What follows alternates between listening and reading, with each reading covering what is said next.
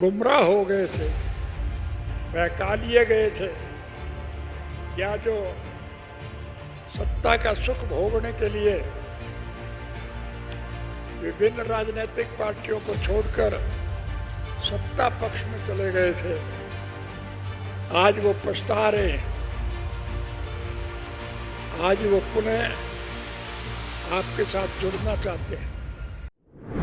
बच्चों, काफी लंबे समय के बाद मुझे आप लोगों के बीच में आने का अवसर मिला है। मैं तो गांव का आदमी हूं, खेत से जुड़ा हुआ हूं, हर एक के दुख सुख में, गमी खुशी में गांव गांव में हांडना फिरना मेरी आदत रही है। लेकिन 2005 में जब हमारी सरकार चली गई थी, कांग्रेस पार्टी की सरकार ने एक साजिश और षड्यंत्र करके मुझे 10 साल के लिए जेल भिजवा दिया था। दोष मेरा यही था कि हमारी सरकार के वक्त में मैंने 30,206 पढ़े लिखे युवकों को नौकरी दिलाई थी। जिन बच्चों को नौकरी मिले उनकी तो तरक्की हो गई, लेकिन नौकरी दिलाने वाले को 10 साल की सजा हो गई। और फिर एक दुष्प्रचार फैलाया कि अब चौटाला तो जेल में मरेगा और इंडियन नेशनल लोकदल पार्टी समाप्त हो जाएगी। आप सभी बधाई के पात्र हैं कि मेरी गैर हाजिरी में आपने संगठन को पहले के मुकाबले में ज्यादा मजबूती प्रदान की थी। ये बात आप और हम नहीं कह रहे हैं, समूचे देश के राजनीतिक पार्टियों के अग्रणी नेता इस बात की सराहना करते हैं कि संगठनात्मक दृष्टि से आज इंडियन नेशनल लोकदल पार्टी का कोई मुकाबला नहीं। परिस्थितियां बदल रही हैं, हालात आपके पक्ष में जा रहे हैं। अब ज्यादा लंबा समय आपको इंतजार नहीं करना पड़ेगा।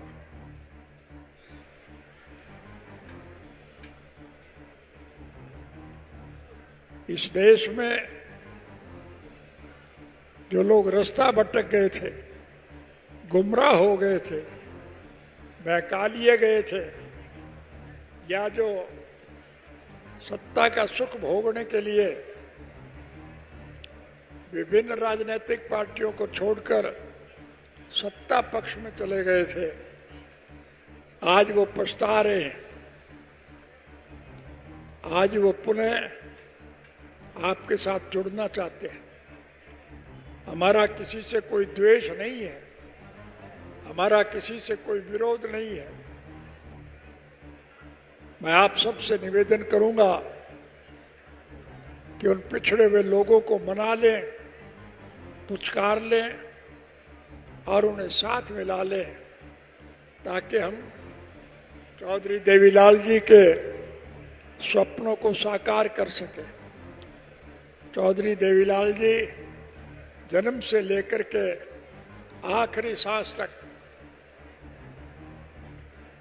इस देश के आम नागरिक की मूलभूत जरूरियात पूरी करने के लिए निरंतर संघर्ष में जूझते रहे। प्रजातांत्रिक प्रणाली में जनता के सहयोग और समर्थन से सरकारें बनती हैं और चुनी हुई सरकार की जिम्मेवारी होती है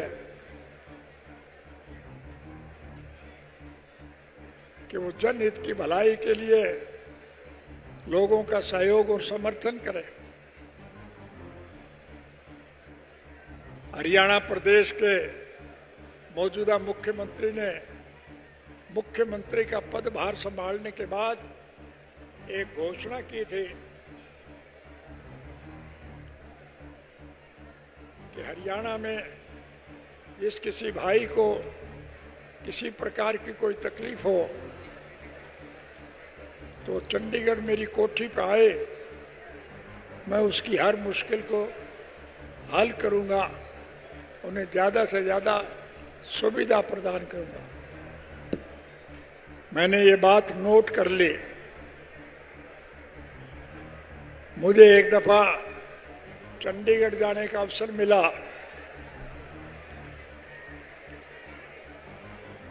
और चंडीगढ़ में मैं अपने किसी मित्र से मिलने के लिए जा रहा था। जिस सड़क से मैं जा रहा था उसी सड़क पर मुख्यमंत्री निवास भी था।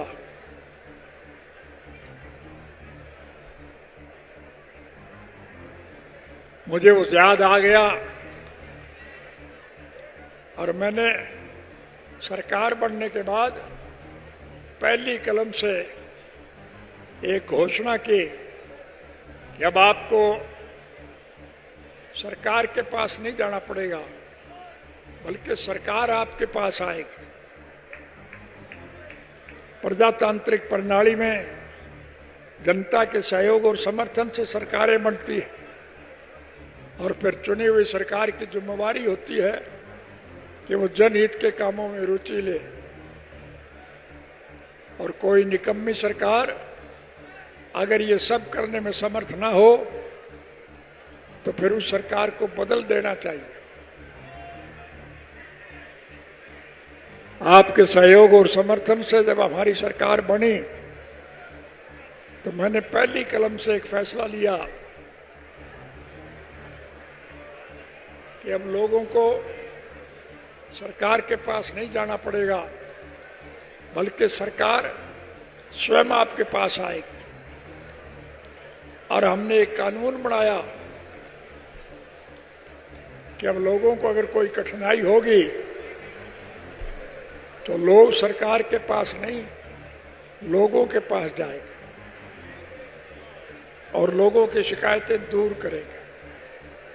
ये मेरे कहने की आवश्यकता नहीं, आप समूचे देश के लोग बैठे मुख्यमंत्री का पदभार संभालने के बाद मैं जब भी किसी गांव में जाता था, सरकार आपके द्वार कार्यक्रम के तहत गांव के लोगों की दिक्कत और कठिनाइयों को दूर करता था।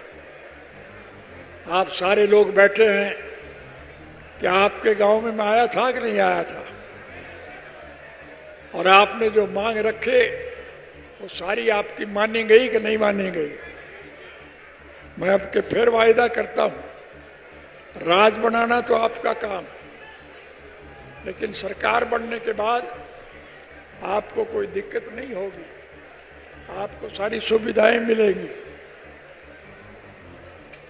हमारी सरकार बनने के बाद जो सड़कें हमारे वक्त में बनी थी वो टूट गई, उनकी मरम्मत ये सरकार नहीं कर पाई।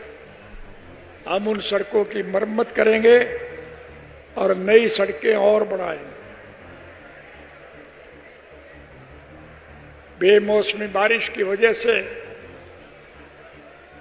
फसलों का जो नुकसान हुआ है उसकी भरपाई ये सरकार नहीं कर पाएगी। मैं आपसे वायदा करता हूं कि हमारी सरकार बनने के बाद आपकी फसल का ज्यादा से ज्यादा मुआवजा हम देंगे। इस लुटेरी सरकार ने लोगों की जेब पर डाका डालने के लिए स्वर्गीय चौधरी देवीलाल जी के द्वारा जो सम्मानित वृद्धावस्था पेंशन मुकर की थी, उस पेंशन को भी काटने का काम किया। हमारी सरकार बनने के बाद हम उन बूढ़ों की कटी हुई पेंशन का पैसा मैं ब्याज के उनके घर भिजवाएंगे। बूढ़े बुजुर्गों को 7,500 रुपये माहवार वृद्धावस्था पेंशन देंगे और केवल पुरुषों को नहीं, महिलाओं को भी उतना ही पेंशन देंगे। यानी हर घर में बूढ़े और बुढ़िया को 7,500 रुपया की बजाय 15,000 रुपया महीना आएगा। आपको कोई दिक्कत नहीं आएगी।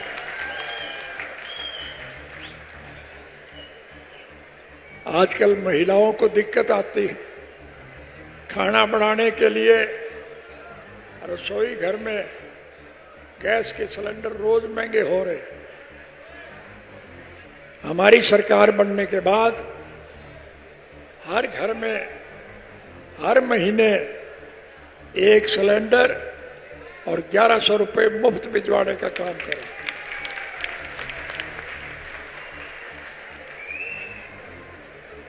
हम हर बच्चे को निःशुल्क शिक्षा देंगे। पढ़ने वाला बच्चा अगर पढ़ाई के दौरान बीमार हो जाए तो उसका मुफ्त इलाज करवाएंगे।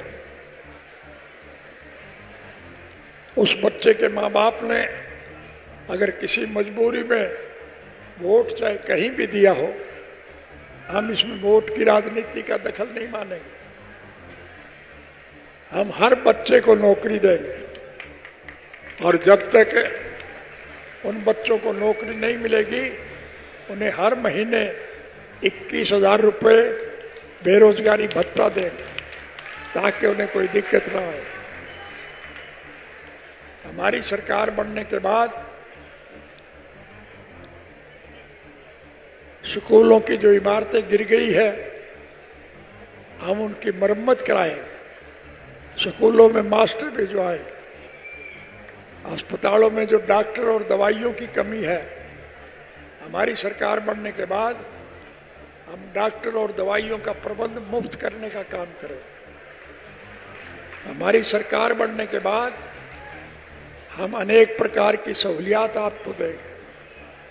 इसलिए आपसे निवेदन करने आया हूं कि आप सब मिल करके इन सारी बातों पर काम करना शुरू करें।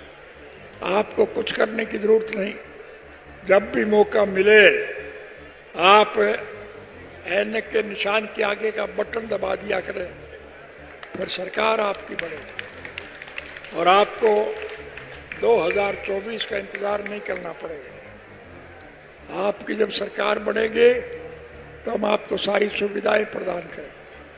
आपको कोई दिक्कत नहीं आएगी। इसलिए मैं कोई लंबा चौड़ा भाषण नहीं देना चाहूँगा। आप हर परिस्थिति से भली भांति अवगत हैं। सीधी जाटी भाषा में एक ही बात कहना चाहूँगा, राज बना लो फिर थारे सारे खोटवे काट दो।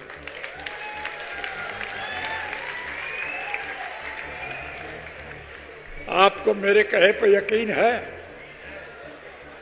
तो फिर मैं आपसे वायदा करता हूं कि आपको सारी सहूलियात हम मुहैया करेंगे। मैं सिर्फ आज तो आपसे मिलने आया हूं।